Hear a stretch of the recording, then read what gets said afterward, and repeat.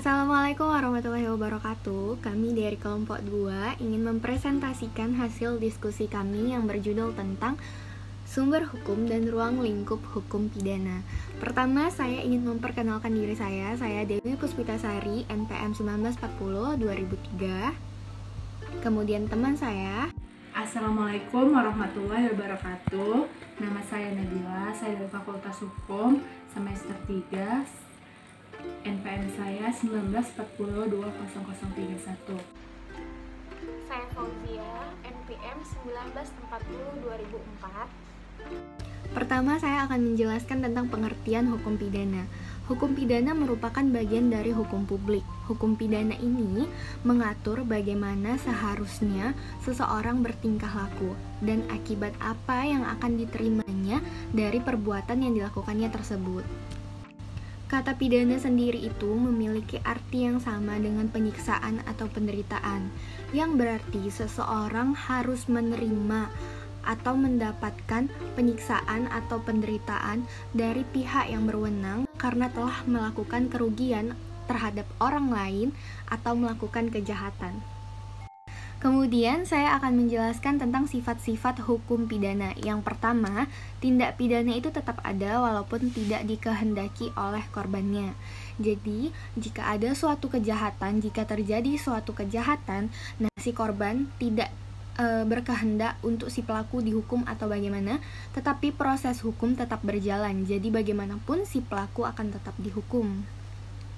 Yang kedua, penuntutan hukum pidana tidak tergantung pada kehendak atau keinginan dari orang yang telah dirugikan atas tindak pidana yang telah dilakukan. Di sini sifatnya itu masih berhubungan dengan sifat yang pertama. Jadi si pelaku dihukum itu tidak sesuai atau tidak tergantung pada keinginan atau kehendak si korban. Jadi pelaku tetap dihukum oleh pihak yang berwenang dengan hukum yang telah diatur dengan undang-undang yang diatur. Kemudian sifat yang terakhir, biaya penjatuhan pidana ditanggung oleh negara, sedangkan pidana berupa denda menjadi penghasilan negara. Jadi si pelaku akan dikenakan hukuman denda. Kemudian dendanya itu akan masuk ke penghasilan negara. Tetapi kalau untuk biaya penjatuhan pidananya sendiri itu akan ditanggung oleh negara. Saya juga akan memberitahu tentang sumber hukum pidana. Sumber hukum pidana itu terbagi menjadi dua, yaitu sumber hukum pidana tertulis dengan sumber hukum pidana tidak tertulis. Nah, sumber hukum pidana tertulis juga terbagi menjadi dua. Yang pertama, sumber hukum tertulis dan terkodifikasi. Misalnya, KUHP atau Undang-Undang Nomor 3 Tahun 1981. Yang kedua, sumber hukum tertulis dan tidak terkodifikasi atau tersebar ke dalam peraturan perundang-undangan lain seperti Undang-Undang Korupsi, Undang-Undang Psikotropika, Undang-Undang Narkoba, Undang-Undang Pencucian Uang, dan lain sebagainya. Kemudian sumber pidana tidak tertulis dan tidak terkodifikasi adalah hukum adat. Jadi di sini saya akan menjelaskan tujuan hukum pidana. Tujuan hukum pidana itu terbagi menjadi dua aliran, yaitu klasik dan modern. Yang pertama itu klasik, poinnya untuk melindungi individu dari kekuasaan penguasa. Yang kedua modern, poin pertama melindungi individu dari kejahatan. Yang kedua memberantas kejahatan. Yang ketiga mendidik orang jahat menjadi baik. Saya akan menjelaskan fungsi hukum pidana. Saya mengutip pendapat yang dikemukakan dua orang ahli hukum mengenai fungsi hukum pidana. Yang pertama itu Sudarto. Menurut Sudarto, fungsi hukum pidana dibedakan menjadi atas dua, yaitu fungsi yang umum dan fungsi yang khusus.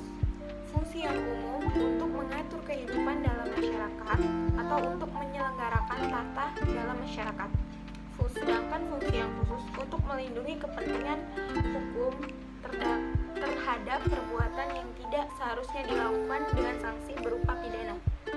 Sedangkan menurut Adam Casanwi, yang pertama melindungi kepentingan hukum individu dari perbuatan yang menyerang kepentingan hukumnya. Yang kedua memberikan kekuasaan bagi negara dalam menjalankan fungsi perlindungan hukum atas berbagai kepentingan hukum. Yang ketiga, mengatur dan membatasi kekuasaan negara demi perlindungan hukum. Oke, di sini saya akan menjelaskan pembagian hukum pidana. Hukum pidana dapat dibedakan dalam berbagai segi, yaitu hukum pidana dalam arti objektif dan subjektif.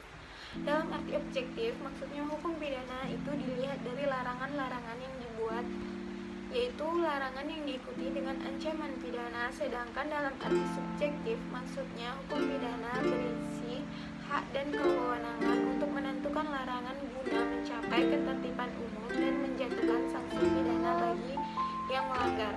Yang kedua, hukum pidana material dan formil. Hukum pidana material merupakan semua peraturan yang menunjukkan tindakan-tindakan mana yang dapat dihukum dan hukuman yang dapat dijatuhkan kepada orang tersebut.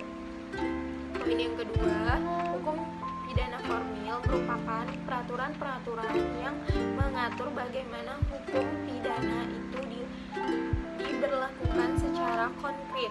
Yang ketiga, hukum pidana yang dikodifikasikan, yang tidak dikodifikasikan.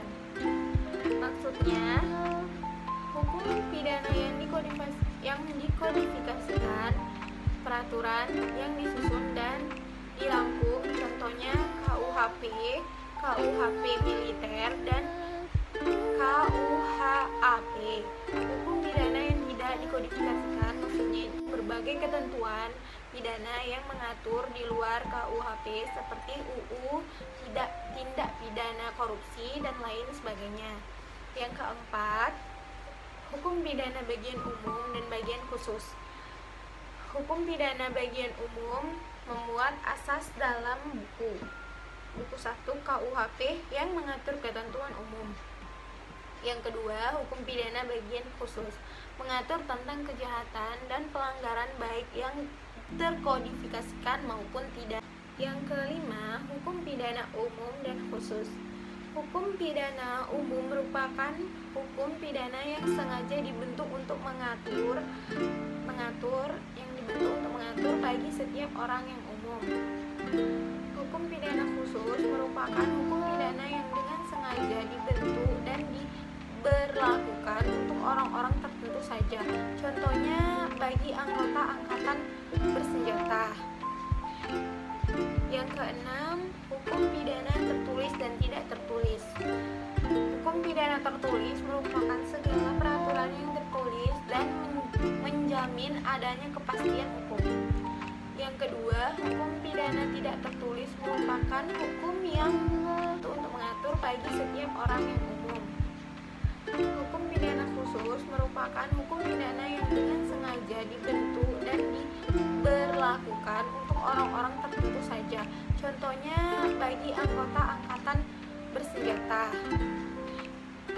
Yang keenam, hukum pidana tertulis dan tidak tertulis.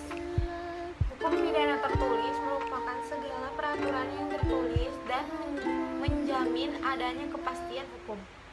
Yang kedua, hukum pidana tidak tertulis merupakan hukum yang pada umumnya disadari masyarakat maupun tidak tertulis, dan hal-hal ini bisa menimbulkan kepastian hukum. Yang ketujuh, hukum pidana umum dan lokal. Yang pertama, hukum pidana umum merupakan hukum pidana yang dibentuk oleh pemerintah negara pusat dan berlakunya di seluruh wilayah hukum negara. Yang kedua, hukum pidana lokal merupakan hukum pidana yang dibuat oleh pemerintahan daerah dan hanya berlaku di wilayah hukum pemerintahan daerah tersebut. Contohnya peraturan daerah Perda. Adapun unsur tindak pidana. Unsur tindak pidana terbagi atas dua, yaitu unsur objektif dan unsur subjektif. Unsur objektif, tindak pidana adalah suatu tindakan atau berbuat atau lalai berbuat yang bertentangan dengan hukum positif yang menimbulkan akibat yang oleh hukum dilarang dengan ancaman hukuman. Tanpa sifat melanggar hukum, tidak ada tindak pidana. Adapun unsur subjektif, tindak pidana dilihat dari segi akibat yang ditimbulkan bagi pelaku. Diinginkan atau tidak direncanakan, jika diketahui, maka si pelaku melakukan dengan sengaja. Bila tidak diketahui, dilakukan dengan kelalaian atau kesalahan. Ruang lingkup hukum pidana. Adapun kejahatan atau delik hukum, yaitu peristiwa-peristiwa yang bertentangan dengan asas-asas hukum yang hidup dalam keyakinan rakyat, terlepas dari undang-undang.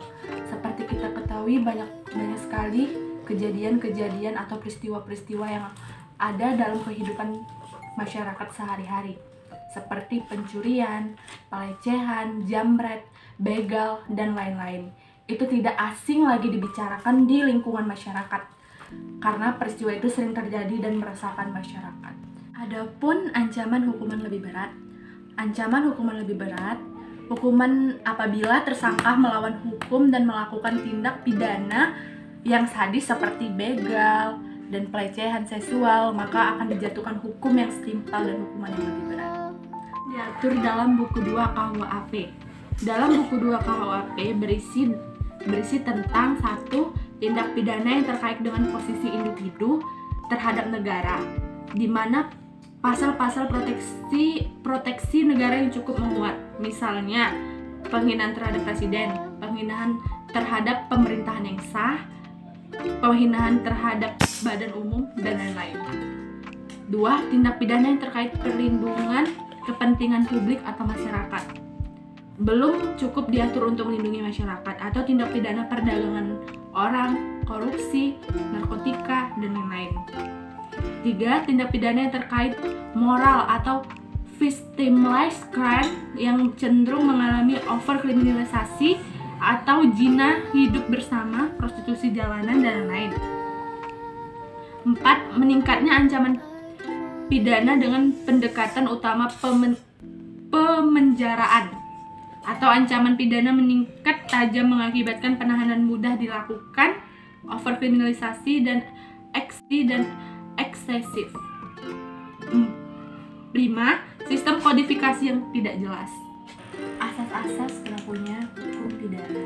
Adapun asas-asas hukum pidana yaitu asas legalitas, yaitu tidak ada perbuatan bisa dipidana kecuali atas kekuatan aturan pidana dalam peraturan perundang-undangan yang telah ada sebelum perbuatan tersebut dilakukan dalam pasal 1 ayat 1 KUHP.